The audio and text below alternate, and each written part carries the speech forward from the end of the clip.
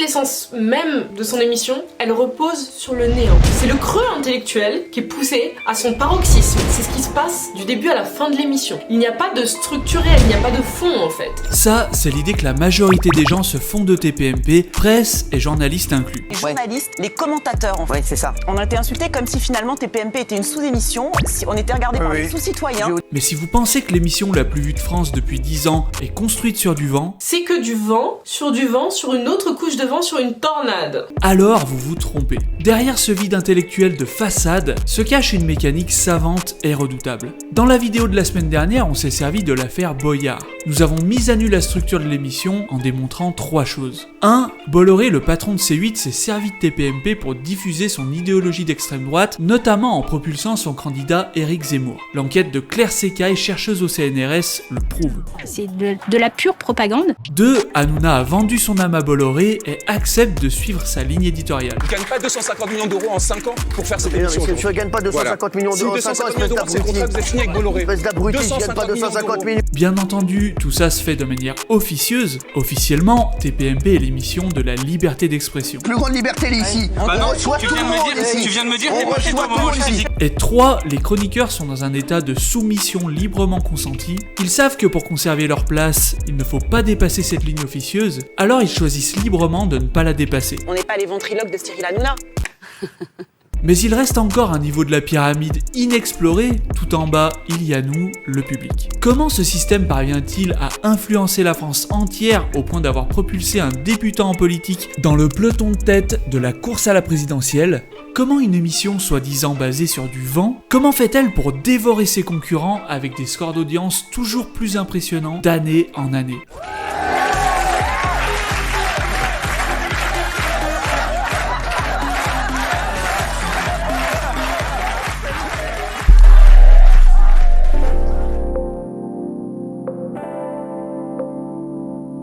Saviez-vous que notre cerveau consomme 25% de notre énergie contre seulement 8% pour les grands singes?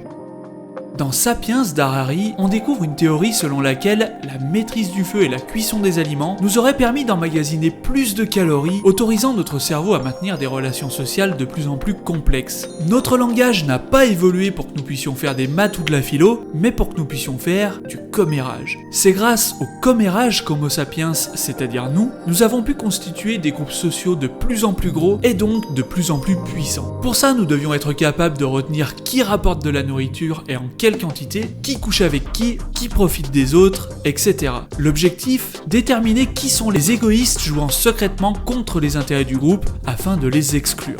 C'est pour cette raison qu'aujourd'hui les jeux de société les plus populaires sont le loup-garou. La nuit tombe, fermez bien tous les yeux, le village s'endort.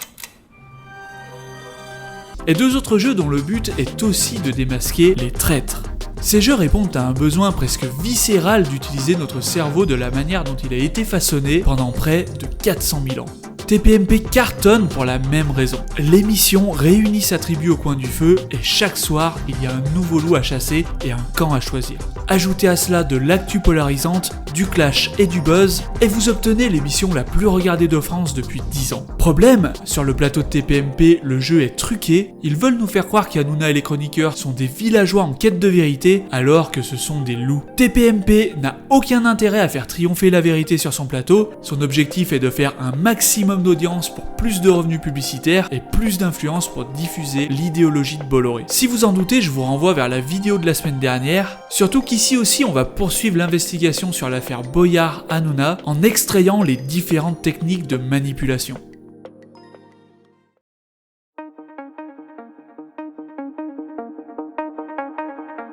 Un exemple de gaslighting que tout le monde connaît, c'est quand Scar dit à Simba que c'est lui le responsable de la mort de son père. Simba, qu'est-ce que tu as fait?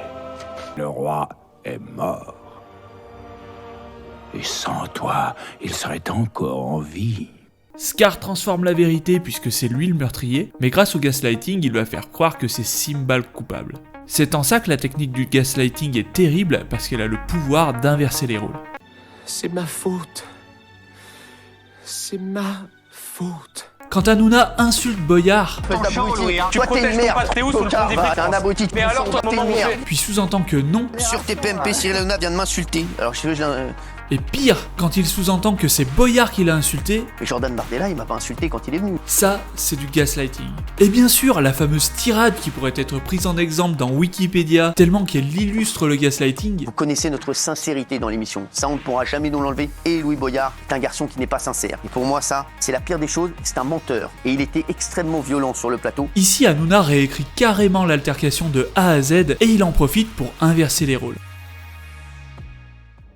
J'ai visionné les 1h30 d'émission du lynchage de Boyard et j'ai tout de suite identifié le schéma du bouc émissaire. Qui dit bouc émissaire dit projection, dit inversion des rôles. Bigard, qui ne s'emporte jamais, va reprocher à Boyard de s'être emporté. D'abord, il avait les yeux exorbités, donc ça, c'est déjà pas jouable du tout. Jean-Marie Bigard! Un des deux experts en communication venu pour détruire Boyard dans son dos le traite de lâche. Il est particulièrement lâche quand on s'appelle Louis Boyard d'attaquer des gens qui ne sont ni présents ni représentés. L'apogée de cette inversion des rôles était pendant le gaslighting d'Hanouna. Il a projeté sur Boyard toutes les manigances de TPMP, entre autres la volonté de faire du buzz. Et Louis Boyard était venu dans un seul but, faire du buzz. Le fait de préparer à l'avance la direction des débats. Moi, j'étais vrai, lui était faux. Parce qu'il avait tout prémédité. Et le fait de trahir. Il a trahi son ami. Parce que oui, c'est bien TPMP qui a trahi Boyard. Une première fois en l'excluant des chroniqueurs, et une deuxième fois en l'invitant à débattre sur un sujet qui allait le décrédibiliser aux yeux de 80% des Français.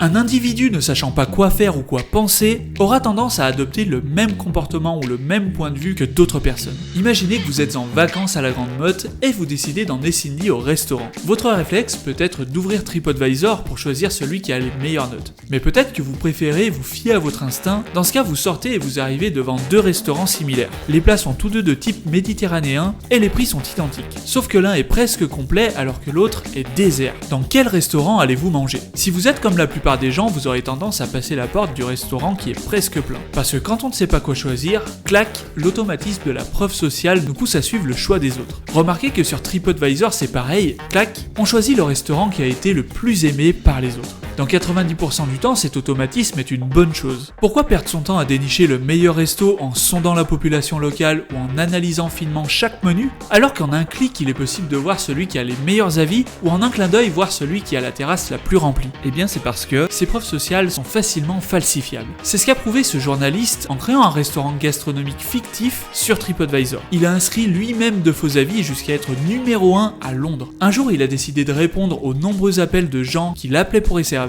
Il en a accueilli quelques-uns dans son jardin, leur a fait manger des produits surgelés à l'aveugle. Et devinez quoi? Ils ont adoré. I like the macaroni and cheese with truffle. Definitely recommend it. Yeah, it was a good experience. I'd definitely recommend it. Would you come back? Oh, we'll come back, yeah. La manipulation par la preuve sociale est si puissante que les clients avaient le goût du 5 étoiles dans la bouche alors qu'ils mangeaient du surgelé. Sur le plateau d'Hanouna, la manipulation par la preuve sociale est exploitée de 3 manières différentes. 1. Par les sondages. À supposer que les chiffres soient vrais, il est facile d'afficher que les sondages qui vont dans le sens des idées de Bolloré. À la vue d'un sondage, la preuve sociale nous pousse à rejoindre le camp de la majorité. 2. Par le public. Le public est contrôlé par la régie qui vient tantôt appuyer certains propos. Moi, j'ai aucune responsabilité. Ah ouais? Moi, j'ai aucune... Tantôt secourir Hanouna.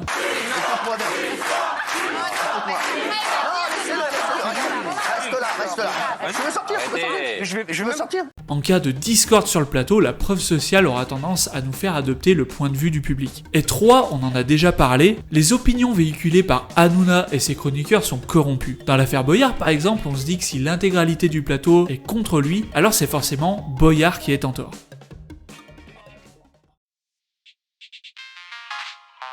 Comme la preuve sociale d'ailleurs, l'autorité fait partie des 7 grands principes de manipulation répertoriés par le sociologue Robert Cialdini. Quand un expert s'exprime, clac, nous adoptons automatiquement son point de vue. Alors pour ceux que ça intéresse, vous pouvez jeter un œil à la terrifiante expérience de Milgram qui démontre que 65% des gens acceptent d'infliger des décharges mortelles à un autre individu si la personne qui donne l'ordre est en blouse blanche et donc représente une figure d'autorité. Sur le plateau de TPMP pour le lynchage de Boyard, on nous a présenté 2 experts en communication. Problème, ces experts savent bien que s'ils veulent revenir sur TPMP pour booster leur notoriété, ils ont tout intérêt à brosser Hanouna dans le sens du poil. Bref, si on n'est pas vigilant, on peut vite boire leurs paroles et adopter leur point de vue, même si clairement ils ne sont pas impartials.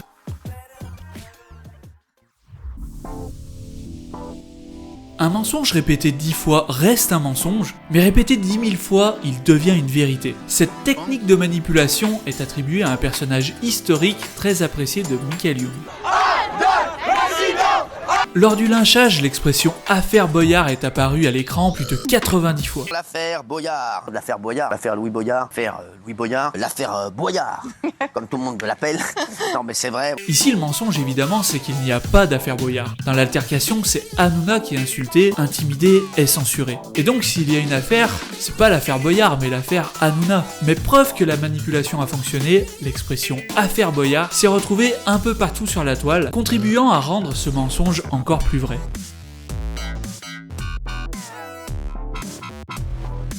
Le fait d'organiser une émission spéciale, un lynchage d'1h30, avec pour intitulé « Affaire Boyard », ça place automatiquement Louis Boyard sur le banc des accusés. Dans la série documentaire Making a Murderer, les journalistes démontrent que le simple fait d'être filmé et d'être interrogé comme un criminel, ça suffit à faire croire à l'interrogé qu'il est coupable, même en étant innocent. Pourquoi un homme avouerait-il un crime qu'il n'a pas commis ? Il voulait des aveux à tout prix. Ils les ont eus grâce à la pire des méthodes. La mise en scène de TPMP avec l'intervention d'experts et de députés accentue ce contexte de chasse aux sorcières. Le fait de présenter Hanouna comme une victime qui est à deux doigts de pleurer quand il revoit l'altercation, toute cette manipulation de contexte amène notre inconscient à déduire que Boyard est le grand méchant.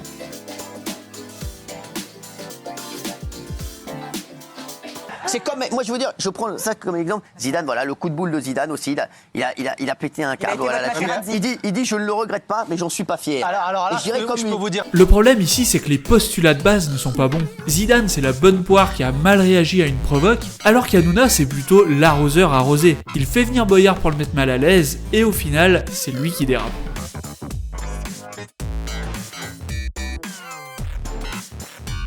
Les sophismes sont des raisonnements fallacieux. Quand Hanouna fait un montage pour montrer que Boyard a parlé 16 fois de Bolloré, on a l'impression qu'il devient logique de penser que chaque citation est un acte criminel. En vérité, la seule chose que ça prouve, c'est qu'Hanouna ne l'a pas laissé s'exprimer. Mais, mise en scène de cette manière, on a l'impression qu'un raisonnement logique l'accuse un peu plus à chaque fois qu'il prononce le nom de Bolloré. Même chose lorsqu'on nous accumule ces cachets, on a l'impression que chaque ligne est une nouvelle preuve contre Boyard, alors que la seule chose que ça montre, c'est que Boyard a été payé pour avoir apporté de la valeur à TPMP. Bien entendu, le fait qu'il ait été exclu parce qu'il a critiqué Zemmour n'est pas affiché.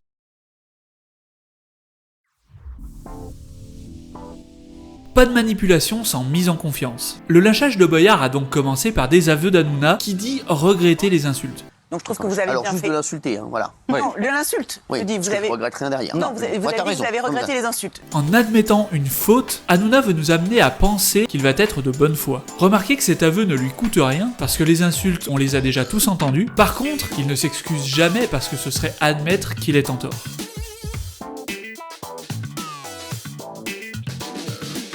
Quand on nous parle de propagande, on imagine quelque chose comme ça.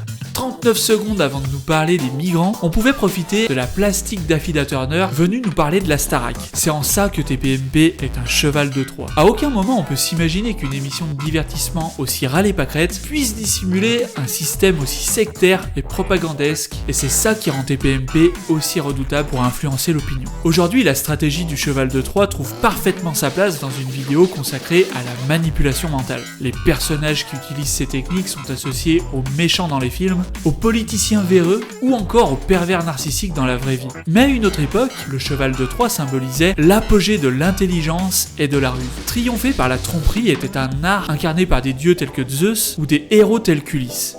Mais attention, en restant intègre face aux malins, vous subirez le même sort que les Troyens. S'il est déjà trop tard pour vous parce que votre famille vous a déjà manipulé au point de vous faire mordre la poussière, alors j'ai écrit pour vous une méthode pour reprendre le dessus. Il s'agit des 7 lois de la revanche. C'est gratuit et accessible sur 7lois.fr. Le lien se trouve en description.